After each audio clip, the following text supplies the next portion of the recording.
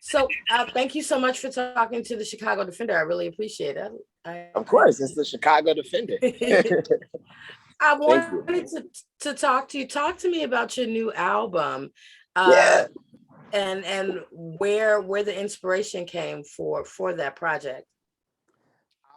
Well, so my new album, it's called Coming of Age. It's all about expression. It's about acceptance, but it's also about trying something different. And with this new project, I think something that was really big for me, it took me about, I want to say 2 to 3 years to create this project. There's no sample, so it's all live instrumentation. And a big thing for me was that I felt like I wanted to take a creative risk. Mm. I wanted to, and not just from the standpoint of, representing my expression of who I am and how I live, day to day, but also musically venturing into different sounds. And there were a lot of times making this project where I felt uncomfortable or I didn't feel solid or for sure, like, is this going to be a hit or is this going to be, the emotional track on the record and I didn't know because it was such a new experience for me. And that was the most beautiful part is being able to, I think, become an artist again, where I felt Mm. like, I don't know if this is going to work or I don't know if this is, but what I did know throughout the whole thing is that I enjoyed myself while making it. And that's probably what makes this one of my favorite projects is that my personal experience, even, within or outside of the music, like I just said, I just moved. So it's like just like different things that are happening, real life, like coming of age moments. Like I have 2 children, so we just got a townhouse, but it's like I have 2 children in a townhouse. And it's just like, Right. it's like, where did the time go? Just like that. But I love the fact that I feel like the music is speaking very much so where I am in my life right now. And I think that's a concept and a subject that fans can relate to. Being in kind of these kind of transitional stages where you're going from different levels in your personal life, how does, being a dad, and being who you are translate into the music? How much of yourself and your experience are you putting into the music? Well, you know what's interesting? And I'll blame it on Chicago. Since I started making music at a very young age, the first rap name I ever had was Shades of Gray.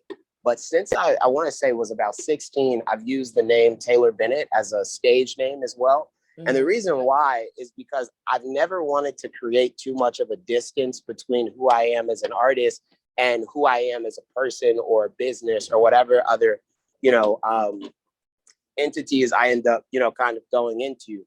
And that is because, again, I didn't want to create a character, if that kind of makes sense in terms of who I am as an artist.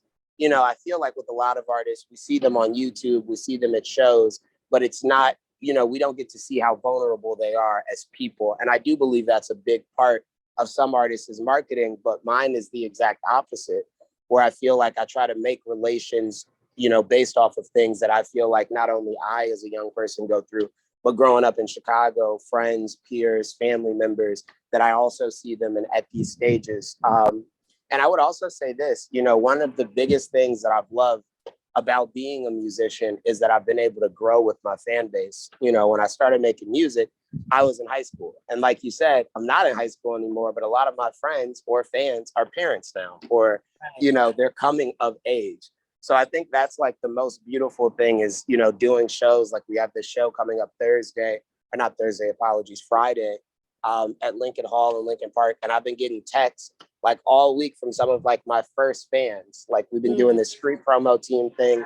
I had different fans come out and kind of help us pass out these pluggers and flyers at North Avenue, Chicago, Oak Street. Like we went to Pitchfork yesterday. But some of my fans that were at like my first Reggie Rock Club shows in like 2012, Wow. and they're still here. And not only are they here, it's not like there's been some kind of gap or distance, between the years. It's like a lot of those folks are now still helping me and working with me because they've actually ventured into the music industry at some level of their own, whether they have friends they're working with or they're doing promo streets or merchandise. And it's a cool thing, to have an independent or see something that people love and then they go in to do it. That's kind of what happened to me, you know. Right. Well, your music is always, you've always used your music and your platform, to promote positivity, but also inclusivity as Yeah. far as acceptance over sexuality, different gender identities. Why is that important to you as an artist? It's so important to me because, and I've been thinking about this a lot lately. I'm glad you asked me that question. There's so much music that I feel like, because of course, almost everything is monetized, especially when it comes to media or entertainment. So there's so much music that a lot of times I feel like is created for a specific purpose. And I'm not saying that it's bad. Sometimes we want a dance record, sometimes we want to, but the thing about music that is so important, and I've seen so many different artists, Michael Jackson, Prince, Jay-Z, Kanye West, Beyonce, Selena, so many different artists that have used their voice, Bob Marley, Paul McCartney, in a positive way.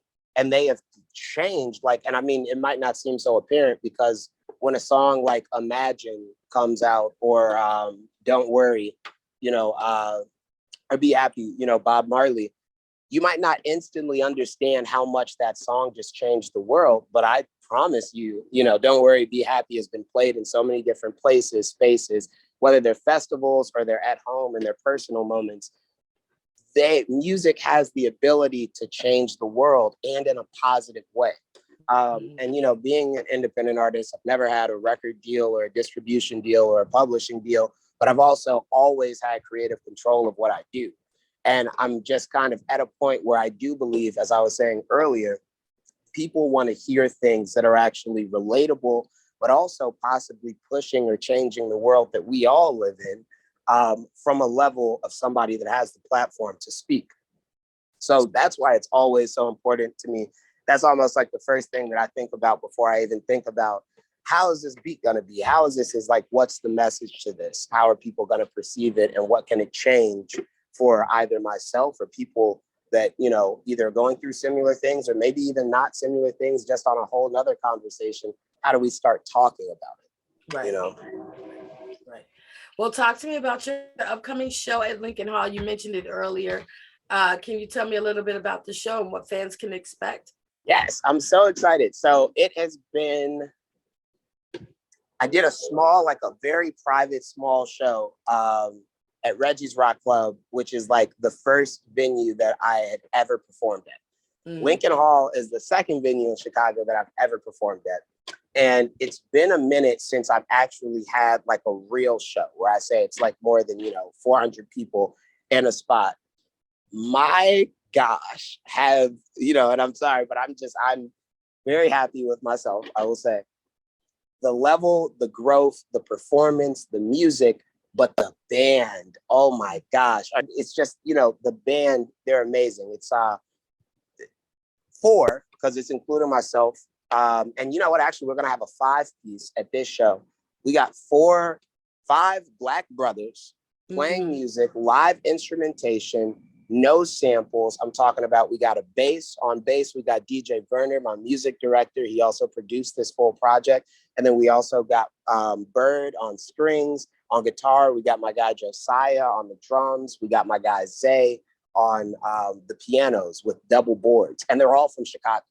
And like, we just did Good Morning America together. We just did Kelly Clarkson together. We just did Sirius. We just did this huge tour together. And now we're all coming home. And what's really cool about it, when you're like the artist, is that I'm super excited to see my fans. But I got to say, in Chicago, my fans are like my friends and family. Like the first people, 100 kids that came to support my shows, like I said, people that I still talk to today. So I'm so excited to be able to show them how much I've grown. It's like, I'm so ecstatic. It's just crazy. But a homecoming celebration. We always like to celebrate our own in our own city, Definitely. And then on top of that, we're going to be putting out the announcement today. But of course, we have all Chicago openers and headliners. We have actually a certain section that's going to be Chicago emerging artists, where we've gone out and we found some Chicago artists that are on the up and coming, that are putting out some positive music and making waves. And I just wanted to give them the opportunity. It's about 30 minutes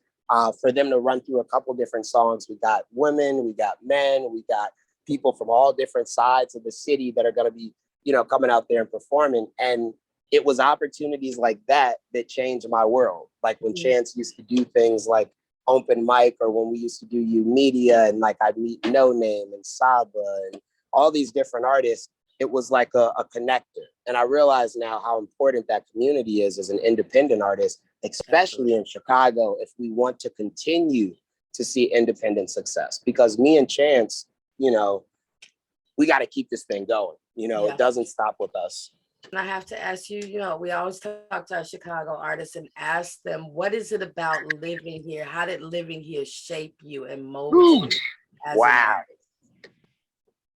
Yeah, I tell people this all the time, no matter, because people ask me this, like, that's the best question. That's not even like an interview question. It's just a question. I would not be who I am if I wasn't from Chicago. Chicago is a city that was from New York about this, where there's a similarity in terms of being in Chicago. It's a thing where it's like, ever since I was like a kid, you can see how the city works. And it's, I think that that's, you know, a reason why we have so much acclaim when it comes to the music from all various artists, is there's a lingo that I was taught when I lived in Chicago. I know the city like the back of my hand. Like I've lived everywhere from the South Side, 79th and West Chatham, all the way to 107th and Union, all the way to the North Side in Gunner Park, and went to school on West East Garfield campus at Urban Prep, and then the Bronzeville campus, and then also Ogden and International, and I lived in Buena Park, right off of Southport. Like so, like I've lived like almost everywhere in the city, and I love this city. When I go travel and I go to other places, I say, you guys think that you're living life because it's hot here all the time?